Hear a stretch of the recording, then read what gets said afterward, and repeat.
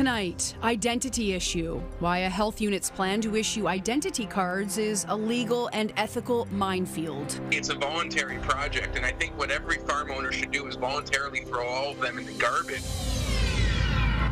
Right to refuse. As parts of the economy prepare to reopen, workers express concern about being placed in danger. Plus, house calls.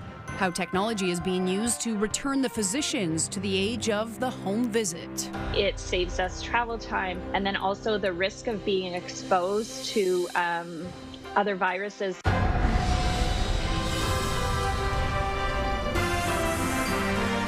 This is CTV News.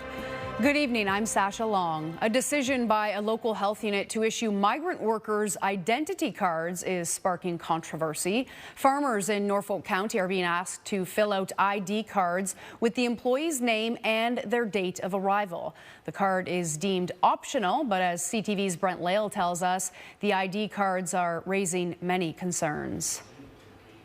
Migrant farm worker identification card. Norfolk County farmer Dusty Zamenik shows off the new identification cards he's been given by the health unit for his migrant workers. Verbatim from the health unit is the purpose of the cards is to document that the worker had gone through the mandatory isolation as required for every traveler who recently came to Canada.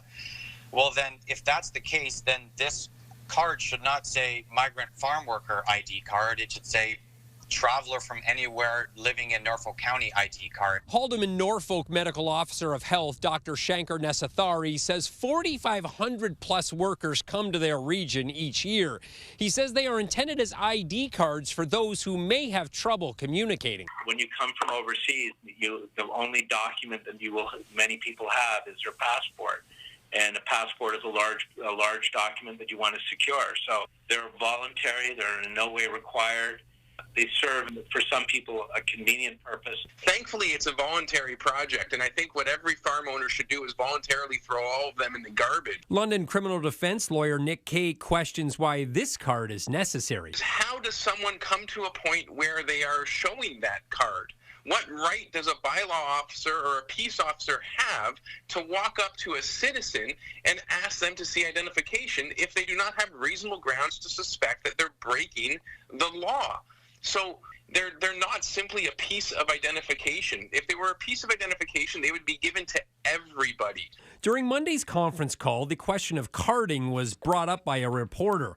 Nesathari says they're doing their best to provide additional services to farmers, and he's sensitive to stigma.